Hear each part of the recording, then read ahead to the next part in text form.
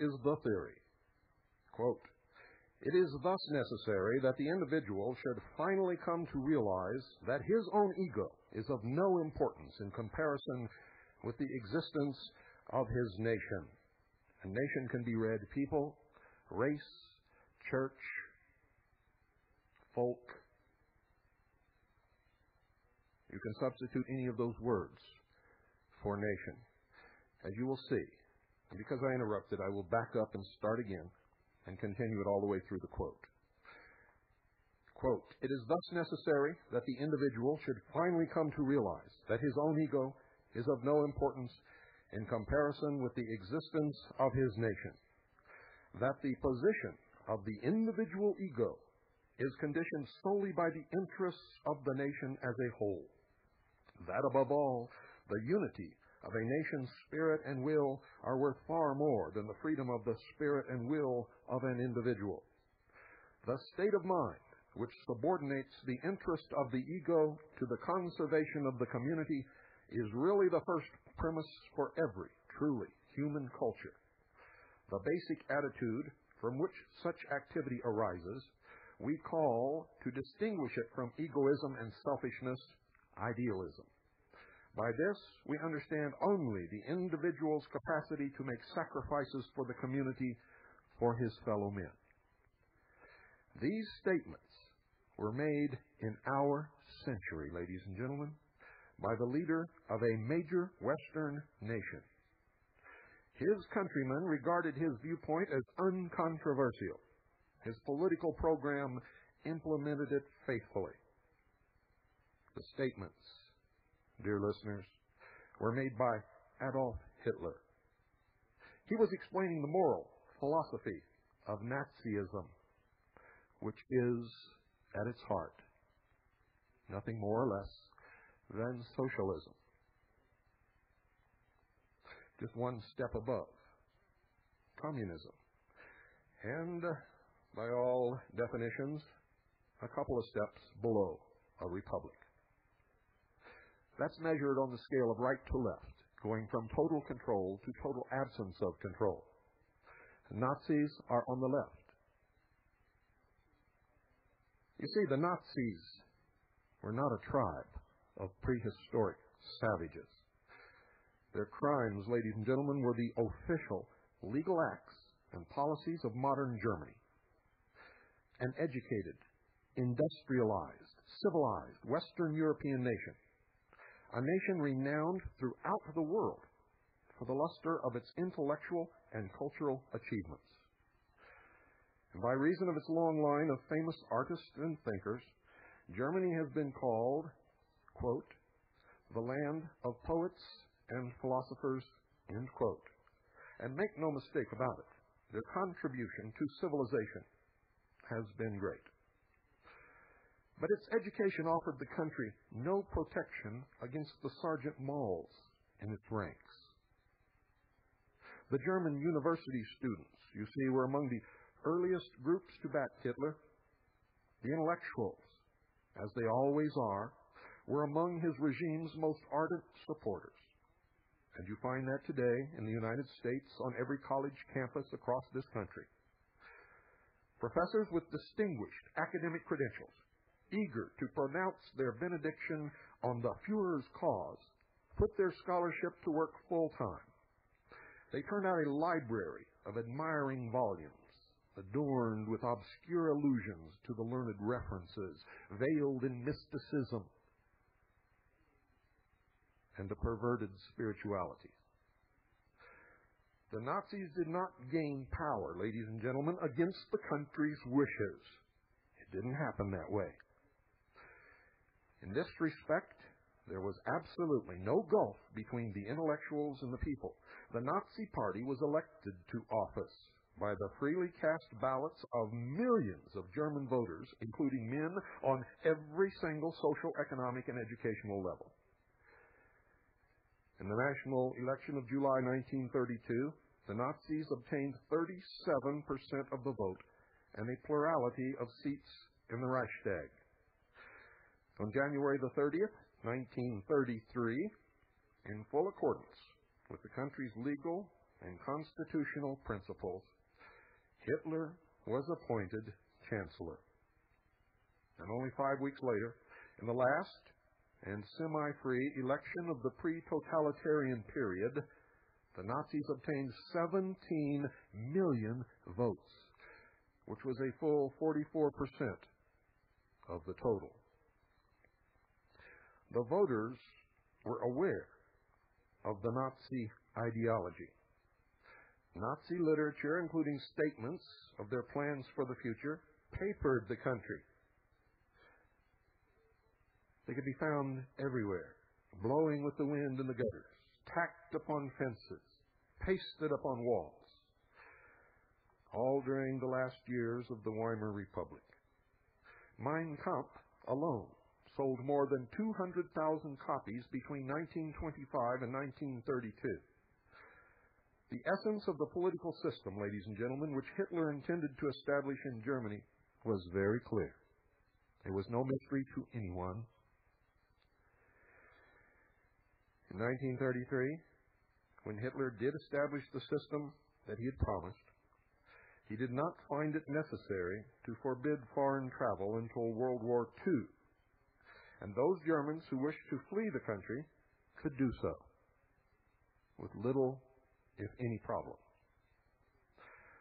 The overwhelming majority did not flee. They were satisfied to remain.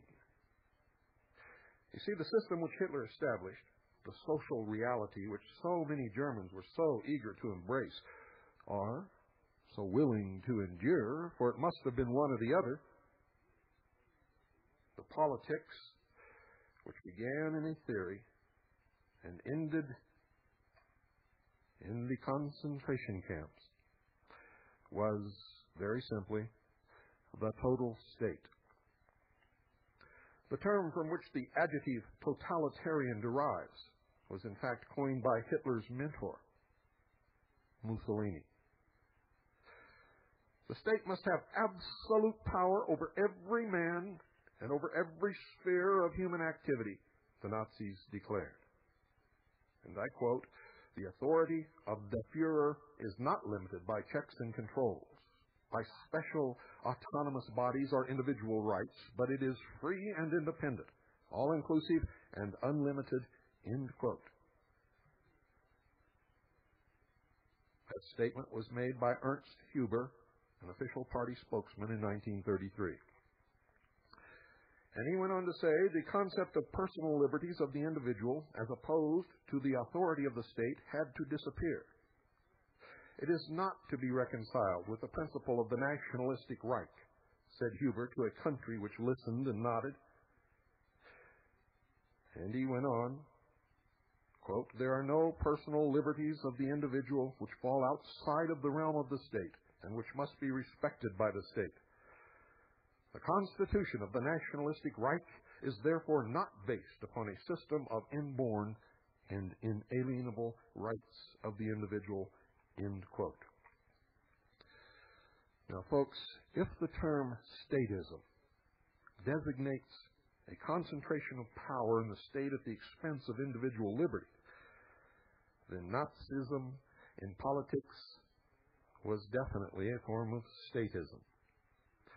In principle, it did not represent a new approach to government, for it was a continuation of the political absolutism, the absolute monarchies, the oligarchies, the theocracies, the random tyrannies, the racism which has characterized most of human history.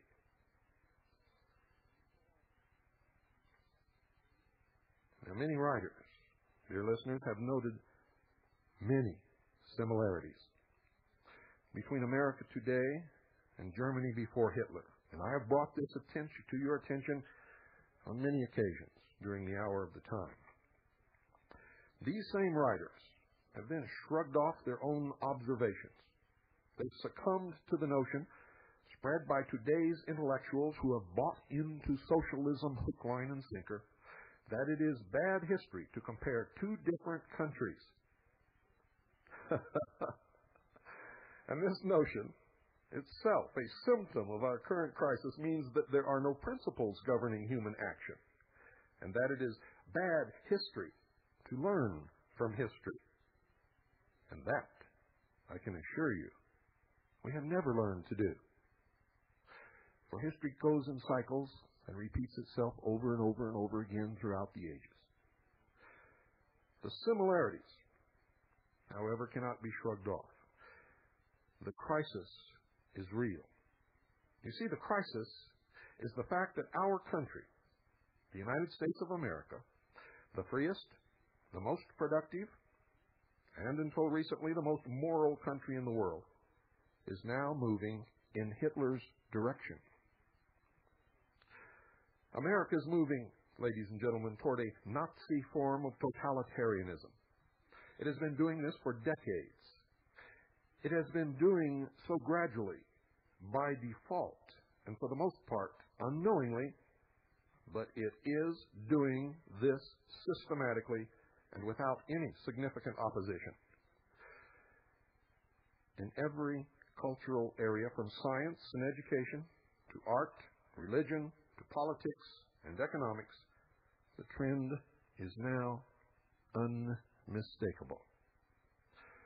There are differences between America and the Weimar Republic.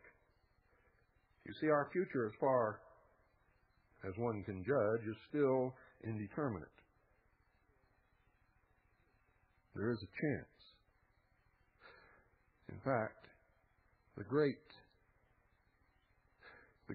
question mark of uncertainty hangs over the head of every citizen almost every day. But the current trend will not be checked unless we grasp in terms of essentials the ominous parallels between the two countries, and above all, the basic cause behind those parallels. You see, if we are to avoid a fate like that of Germany, we must find out what made such a fate possible.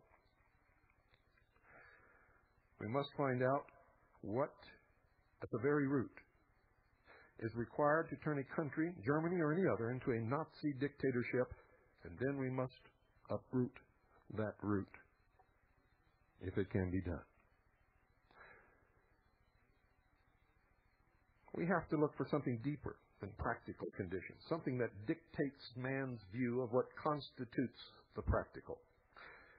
You see, in an advanced, civilized country, a handful of men were able to gain for their criminal schemes the enthusiastic backing of literally millions of decent, educated, law-abiding citizens. And just what is the factor that made this possible? You see, criminal groups and schemes have existed throughout history in every country. Someone is scheming in your town right this moment. They have been able to succeed only in certain periods. You see, the mere presence of these groups is not sufficient to account for their victory. Something made so many Germans so vulnerable to a takeover. Something armed the criminals and disarmed the country. Does that sound familiar? It should.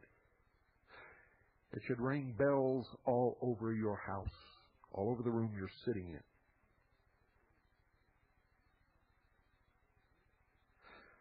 Observe in this connection that the Nazis correctly regarded the power of propaganda as an indispensable tool. They could not have won the support of the German masses but for the systematic preaching of a complex array of theories, doctrines, opinions, notions, beliefs, mysticism. And not one of their central beliefs was ever original, as are none of those being bandied about today original. They found those beliefs widespread and waiting in the culture, and they seized upon them and broadcast them at top volume, thrusting them with an intensity back into the streets of Germany. And the men in the streets heard and recognized and sympathized with this propaganda, and they embraced those beliefs, and then they voted for their exponents. The Germans, ladies and gentlemen, would not have recognized or embraced those beliefs in the 19th century when the West was still being influenced by the remnants of the Age of Reason and the Enlightenment, when the doctrines of the rights of man and the autonomy of the individual were paramount. But by the 20th century, such doctrines and the convictions on which they depended were no longer paramount. Germany was ideologically ripe for Hitler, just as the United States of America is ripe for whatever Messiah has the charisma and the political savvy to step up on the throne. The intellectual groundwork had been prepared. The country's ideas, a certain special category of ideas, were ready, born deep within the mysteries. There's a science whose subject matter is that category of ideas. And today in our colleges, this science has sunk to the lowest point in its history. Its teachers have declared that it has no questions to ask, no method to follow, and no answers to offer. And as a result, it is disappearing. It's losing its identity, its intelligibility, its students, and the last vestiges of its once noble reputation. It is the science of asking questions, something that I have tried to instill in each and every one of you every single night of this broadcast for the last 2 3/4 years. No one among the intellectuals of today or the general public would even suspect any longer that this science could be relevant to human life or action. Yet it is practiced amongst an elite group behind the closed doors of the lodges of the mysteries. And this science, ladies and gentlemen, and make no mistake about it, this science determines the destiny of nations and the course of history. It is the source of a nation's frame of reference and code of values, the root of a people's character and culture, the fundamental cause shaping men's choices and decisions in every single crucial area of their lives. It is the science which directs men to embrace this world or to seek out some other that is said to transcend it, which directs them to reason or superstition, to the pursuit of happiness or self-sacrifice, to production or starvation, to freedom or to slavery, to life or even to death. It is the science, ladies and gentlemen, which made the difference between the East and the West, between the Middle Ages and the Renaissance, between the founding fathers of the new continent and the Adolf Hitlers of the old. It is the science which had to be destroyed if the catastrophes of our time were to become possible. And that science is philosophy. Philosophy is the study of the nature of existence, of knowledge, and of values. And values translates into ethics and morals. The branch of philosophy that studies existence is metaphysics. And you have been taught to laugh at it. Metaphysics identifies the nature of the universe as a whole. It tells men what kind of world they live in, and whether there is a supernatural dimension beyond it, or nothing at all. It tells men whether they live in a world of solid entities, natural laws, absolute facts, or in a world of illusory fragments, unpredictable miracles, and ceaseless flux. It tells men whether the things that they perceive by their senses and mind form a comprehensible reality with which they can deal, or some kind of unreal appearance which leaves them staring and helpless. The branch, ladies and gentlemen, of philosophy that studies knowledge is epistemology. And epistemology identifies the proper means of acquiring knowledge. You see, it tells men which mental processes to employ as methods of cognition and which to reject as invalid or deceptive. You see, above all, epistemology tells men whether reason is their faculty of gaining knowledge, and if so, how it works, or whether there is a means of knowledge other than reason, such as faith, or the instinct of society, or the feelings of the dictator. Or as Mr. Clerkin put it, listening to the blood.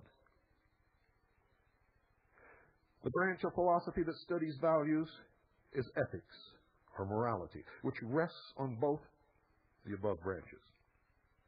On a view of the world in which man acts and of man's nature, including his means of knowledge. For ethics defines a code of values to guide human actions. It tells men the proper purpose of man's life and the means of achieving it. It provides the standard by which men are to judge good and evil, right and wrong, the desirable and the undesirable.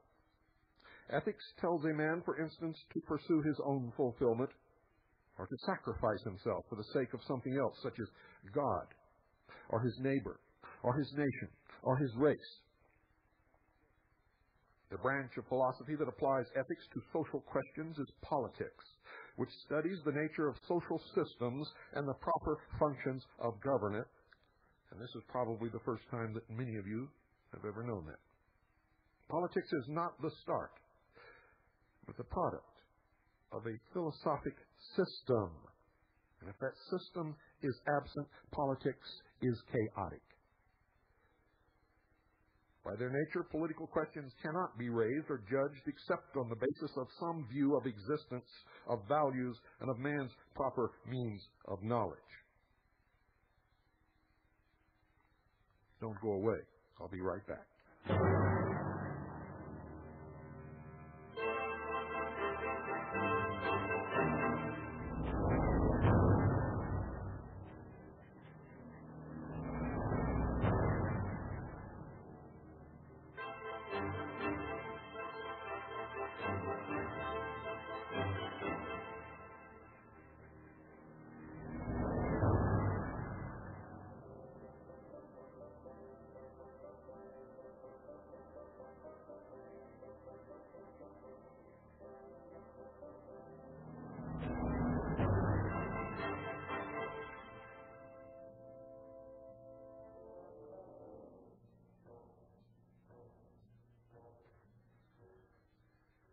Ladies and gentlemen, the Hour of the Time is brought to you by Swiss.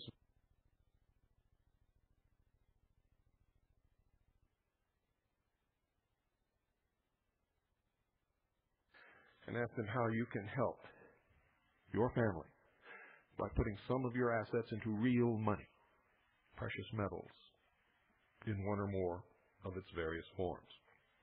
Do that now. 1-800-289-2646. 1-800-289-2646.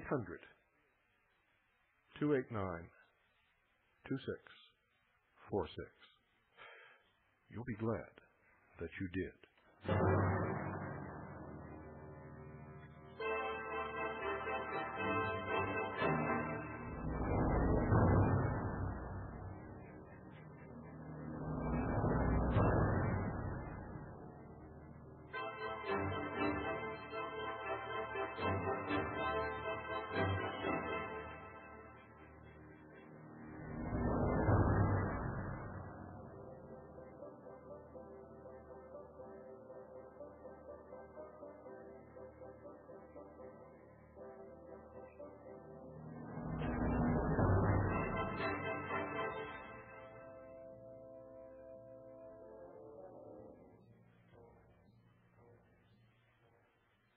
Since men cannot live or act without some kind of basic guidance, the issues of philosophy in some form necessarily affect every man and every social group and class.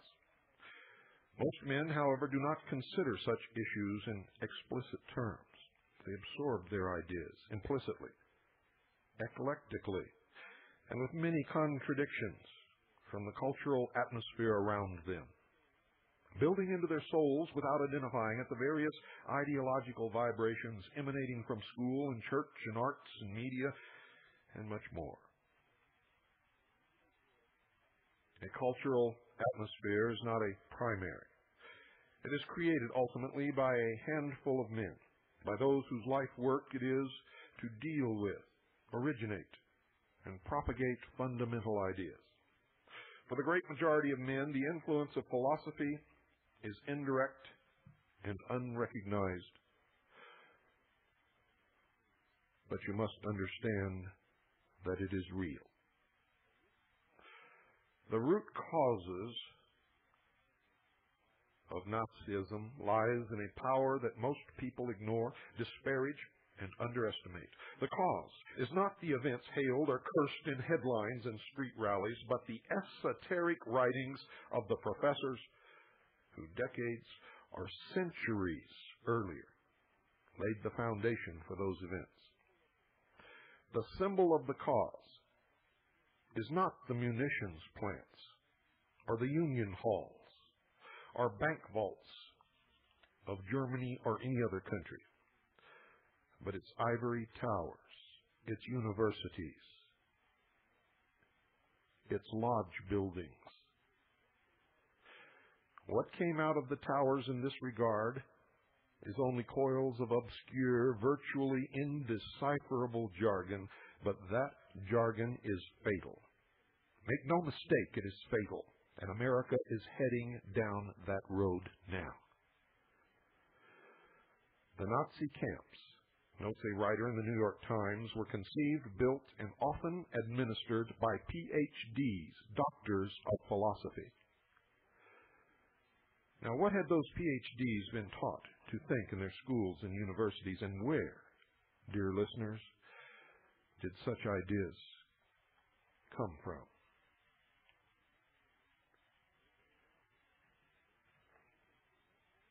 It took centuries, literally centuries, and a brain-stopping chain of falsehoods to bring an entire people to the state of Hitler worship, for that's exactly what it was. Modern German culture, including its Nazi climax, is the result of a complex development in the history of philosophy involving dozens of figures stretching back to the beginnings of Western thought. The very same figures whom I have revealed to you on this broadcast helped to shape every Western nation, all of them. But in other countries, to varying extents, the results were mixed because there was also an opposite influence or an antidote at work. In Germany, by the turn of our century, the cultural atmosphere was unmixed. The traces of the antidote had long since disappeared, and the intellectual establishment was monolithic. Now, if we were to view the West's philosophic development in terms of essentials, there are three fateful turning points which stand out. Three major philosophers who, above all others, are responsible for generating the disease of collectivism and transmitting it to the dictators of our century. Whether it's collectivism within a nation, collectivism within a race, collectivism within the world. It is the same, and it emanates from the same source. Whether you call it socialism, communism, or hippieism, makes no difference. It is the same. Whether it is a Nazi, a fellow traveler, or a socialist, or just someone living down on the commune. It is all the same, and it comes from the same source. These three men, these three philosophers, for that is exactly what they were, are responsible, for the most part, for the situation wherein we find ourselves. The three are Plato, Kant, and Hegel. And the antidote to them is Aristotle. When's the last time you heard the name Aristotle? Plato, dear listener, is the father of collectivism in the West. He's the first thinker to formulate a systematic view of reality with a collectivist politics as its culmination. You see, in essence, Plato's metaphysics holds that the universe consists of two opposed dimensions, which are true reality, a perfect, immutable, supernatural realm, non-material, non-spatial, non-temporal, non-perceivable, and the material world in which we live. The material world, Plato holds, is only an imperfect appearance of true reality, a semi-real reflection or projection of it. Because Plato's metaphysics holds that reality is thus fundamentally spiritual or non-material in nature, he describes it technically in philosophy as idealism. So his reality is idealism, which most of us who strive for idealism found cannot be reached, and rejects the world around us, which we perceive as reality, as non-reality. The content of true reality, according to Plato, is a set of universals or forms, in effect, a set of disembodied abstractions representing that which is in common among various groups of particulars in this world. And because of this, for Plato, abstractions are supernatural existence. They are non-material entities in another dimension, independent of man's mind and of any of their material embodiments. The forms, Plato tells us repeatedly, are what is really real. The particulars they subsume, the concretes that make up this world, are not. They have only a shadowy, dreamlike half-reality.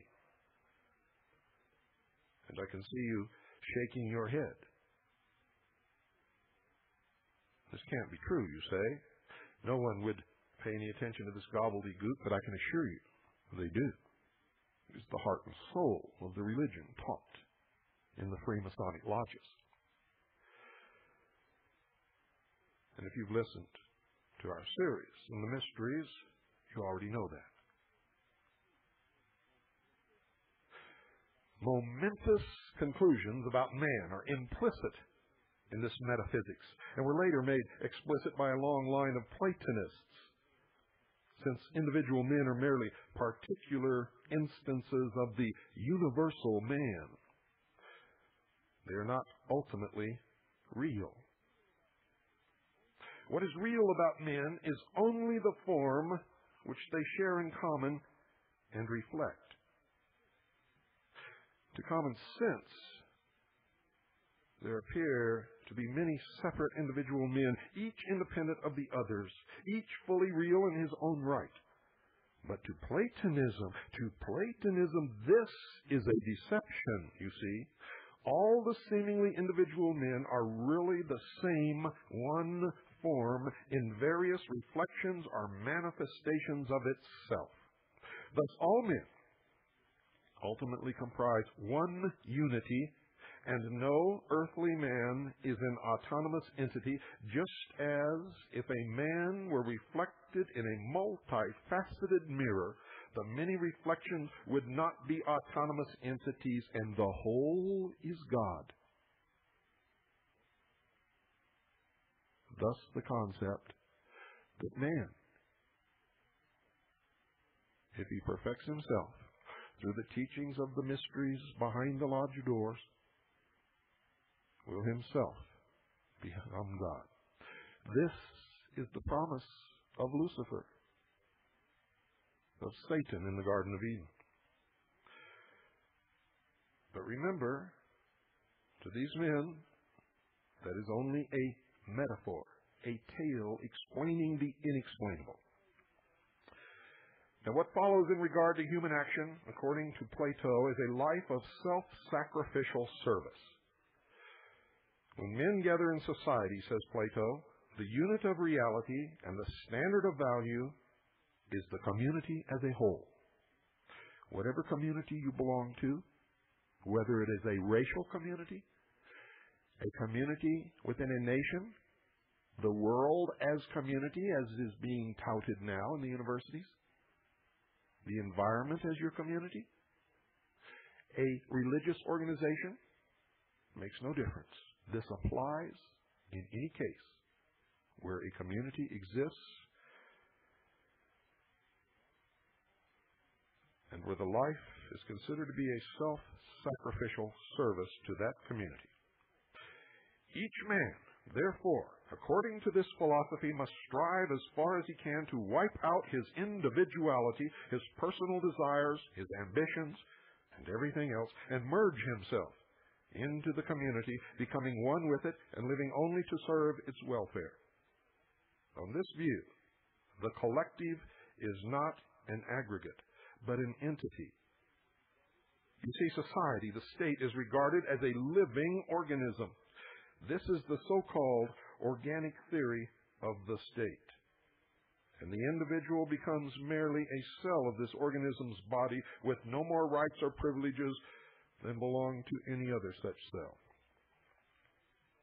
The first and highest form of the state and of the government and of the law, Plato writes, is a condition in which the private and individual is altogether banished from life, and things which are by nature private, such as eyes and ears and hands, have become common, and in some way see and hear and act in common, and all men express praise and blame and feel joy and sorrow on the same occasions, and whatever laws there are unite the city to the utmost. End quote. As for those individualistic terms, mine and not mine, another's and not another's, yours and mine and hers and his, the best ordered state will be the one in which the largest number of persons use these terms in the same sense, and which accordingly most nearly resembles a single person. Ladies and gentlemen, he is describing communism in its purest form, a dialectic which has never in history appeared in its purest form, even though some have tried to bring it into the world. But the old human failings always get in the way. The advocacy of the omnipotent state follows from the above as a matter of course. The function and authority of the state, according to Plato, should be unlimited. The state should indoctrinate the citizens with government-approved ideas in government-run schools, censor all art and literature and philosophy, assign men their vocations as they come of age, regulate their economic and, in certain cases, even their sexual activities, as was done in Nazi Germany. The program of government domination of the individual is thoroughly worked out. In Plato's Republic and Laws, one can read the details, which are the first blueprint of the totalitarian ideal. An ideal which has already taken firm root, and its branches are spreading throughout this country and indeed throughout the world. The blueprint includes the view that the state should be ruled by a special elite, the philosophers. Their title to absolute power, Plato explains, is their special wisdom, a council of wise men, a wisdom which derives from their insight into true reality, and especially into its supreme governing principle, the so-called form of the good. And without a grasp of this form, according to Plato, no man can understand the universe or even how to conduct his own life. But to grasp this crucial principle, Plato continues, and here you can just begin to see the relevance of epistemology to politics. The mind is inadequate. The form of the good, you see, cannot be known by the use of reason. It cannot be reached by a process of logic, according to Plato. It transcends human concepts and human language. It cannot be defined, described, or discussed. It can be grasped, but only after years of an ascetic preparation, only by an ineffable mystic experience, a kind of sudden, incommunicable revelation or intuition which is reserved to the philosophical elite. The mass of men, by contrast, are entangled in the personal concerns of this life. Sheeple, if you will. They're enslaved to the lower world revealed to them by their senses. They only work because they need money to buy some booze, to have a party, and get laid. They are incapable of achieving mystic contact with a supernatural principle. They are fit only to obey orders. This is the Platonic philosophy.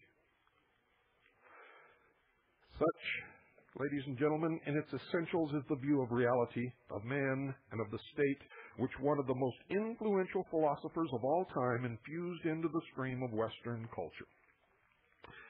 It has served ever since as the basic theoretical foundation by reference to which aspiring and actual dictators, both ancient and modern, have sought to justify their political systems. Some of those dictators never read or even heard of Plato, I can assure you, but absorbed his kind of ideas indirectly at home, in church, in the streets, in the prisons, or from the gutter. Some, however, did go back to the source.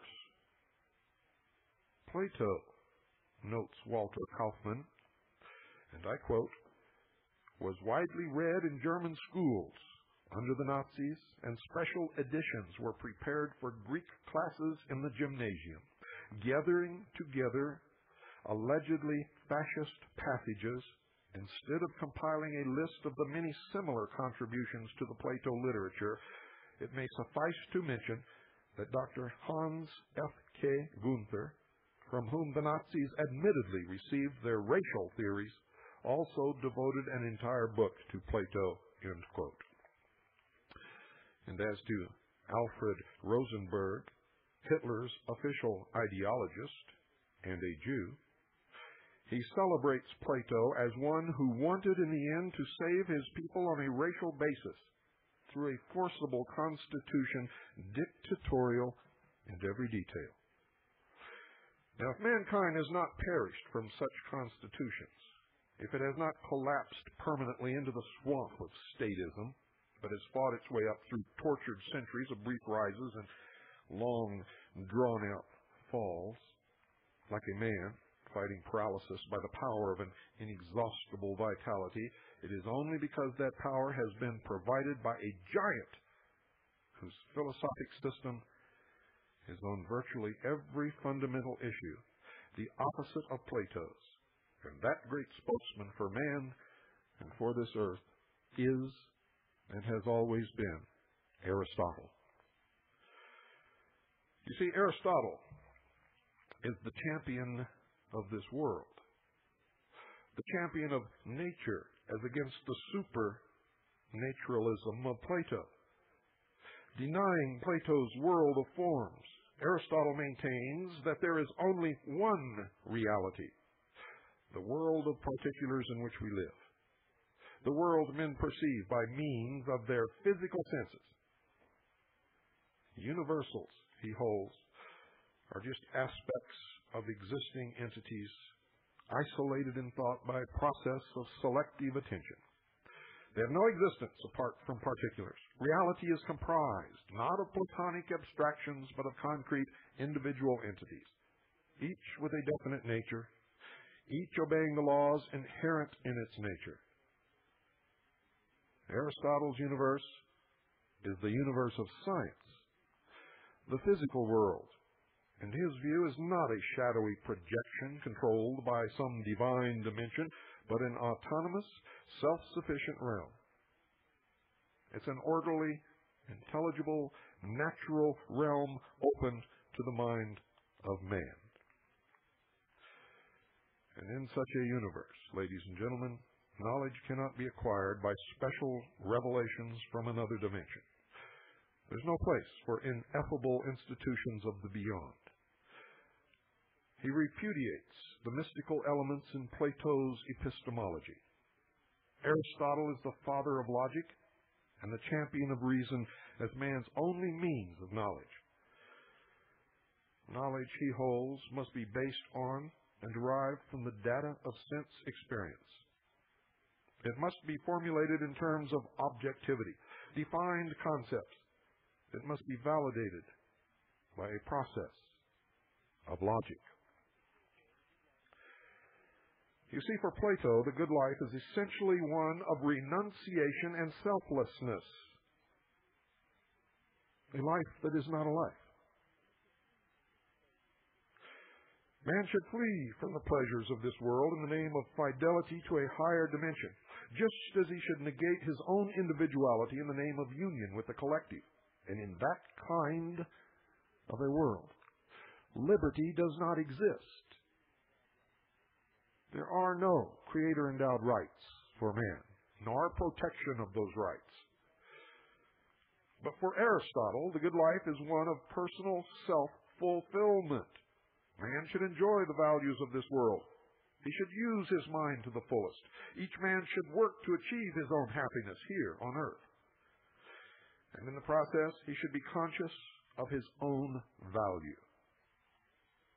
Pride, writes Aristotle, a national pride, I should say a rational pride, in oneself and in one's moral character is, when it is earned, the crown of the virtues. And we will continue tomorrow night, ladies and gentlemen, for this is important that you understand what is happening and where it is coming from. And if you haven't been to a university in a long time, I suggest you go and sit in on some of these classes. You will hear what I have relayed to you tonight being taught to your children over and over and over again in almost every classroom that they inhabit. This broadcast tonight was brought to you from a book